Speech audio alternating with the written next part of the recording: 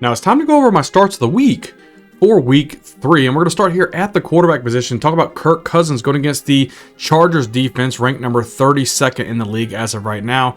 We think about what Kirk Cousins have. We're talking about Justin Jefferson, Jordan Addison, TJ Hawkinson, and KJ Osborne. You know, he passes for the second most yards in the NFL after these 2 weeks. He's doing absolutely phenomenal for this team, and the run game has really been non-existent with Alexander Mattison. This is a pass-first type of offense.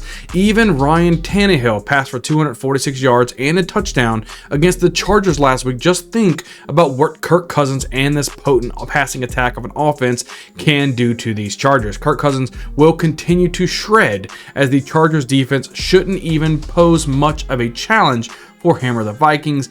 Get Kirk Cousins in your lineup. Going over the next guy here, I'm going to go over and say DeSean Watson versus these Titans defense, ranked number 28th currently right now. We look at Watson's weapons right now: Amari Cooper, Elijah Moore, and David Njoku. We think about, you clearly see the rust that DeSean Watson has, but I strongly believe it's only a matter of time before we start seeing the old DeSean Watson.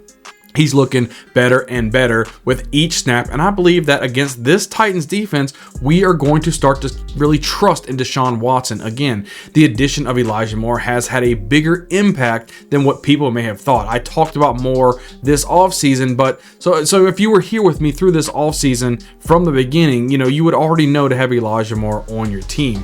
Look for Watson to really help people remember why he was so coveted once he became available after this whole Texans debacle. And we have to remember that Nick Chubb did get hurt. He's probably lost for the season. They're probably going to be dependent on Watson even more to carry this offense.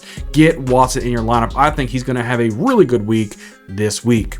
The last quarterback, let's go ahead and talk about CJ Stroud. He's going against a Jaguars pass defense, ranked number 25 currently right now in pass defense in the NFL. Think about Stroud. He's starting to have some pretty decent weapons that he can rely on. We're talking about Nico Collins, Robert Woods, Tank Dell, and Dalton Schultz.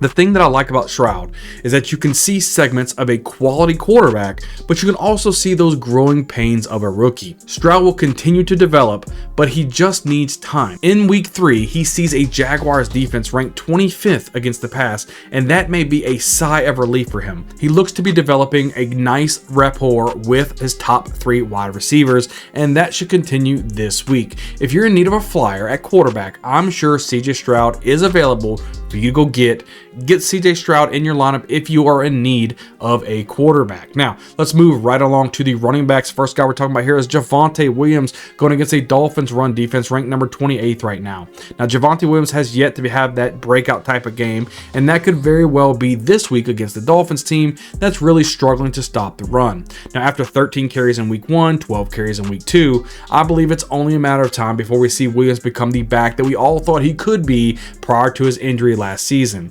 I think the Broncos keep up with the Dolphins in scoring as long as Russell Wilson can stay consistent. Give Javonte Williams a chance this week, and I'm sure he will surprise you.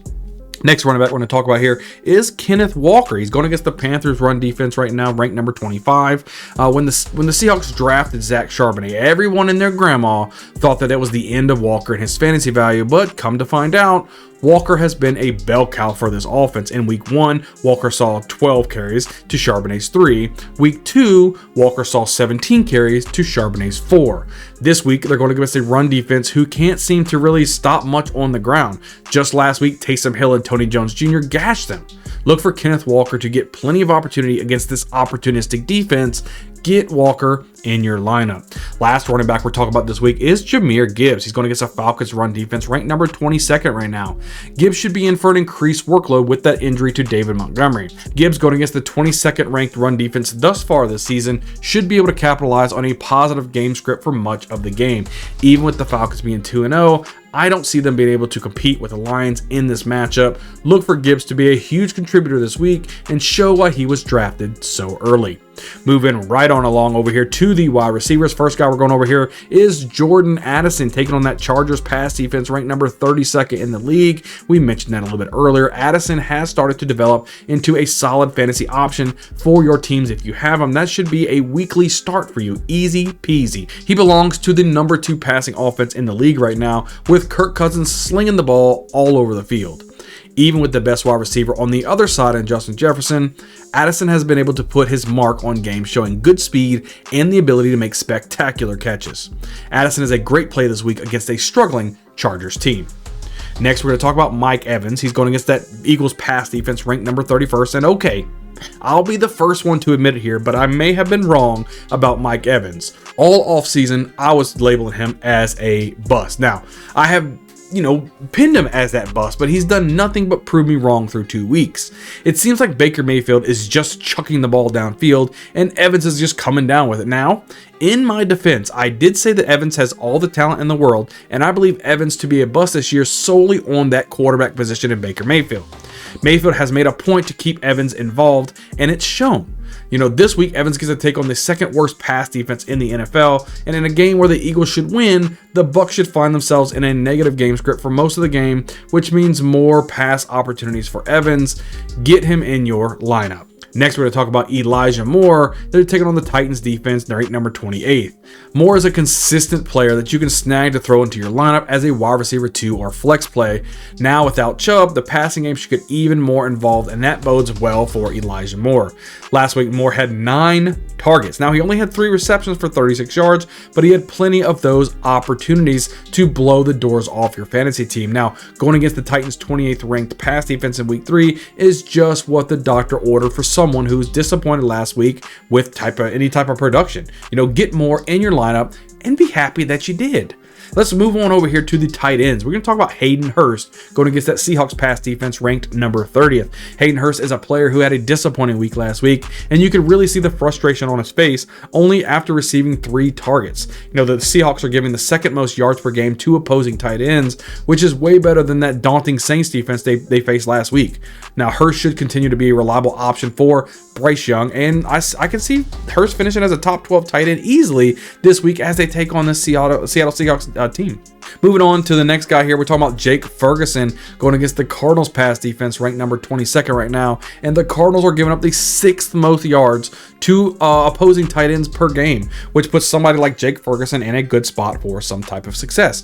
Ferguson is someone that I usually wouldn't recommend to start because he really seems to be just touchdown dependent for any type of fantasy relevance. As we all know, this season has been atrocious for the tight end position, and if you're one of those out there that's scouring just the waiver wire looking for a viable tight end, Jake Ferguson could be your guy this week. Go ahead and pick him up, start him. He's going against a terrible team that can't cover the tight end. Get Ferguson in your lineup.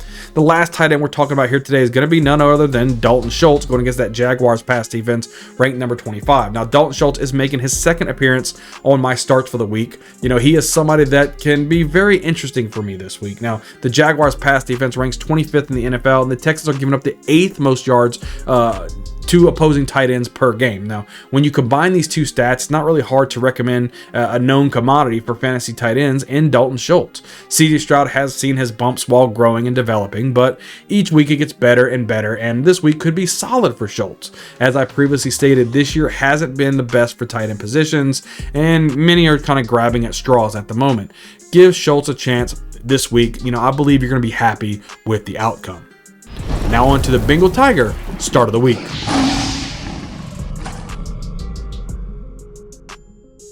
The Bengal Tiger start of the week is running back Kyron Williams. This running back has absolutely shown out now, and with the Rams moving from Cam Akers, it's Kyron Williams' job. This week he goes against a Bengals defense who ranks second to last in rushing yards allowed per game. They're giving up a whopping 192 yards per game on the ground, which bodes very, very well for a running back who had 14 carries for 52 yards and a touchdown on the ground against a stout 49ers run defense. Oh yeah, and just for icing on the cake, he also had 6 receptions on 10 targets for 48 yards and a touchdown. It's just absolutely bonkers.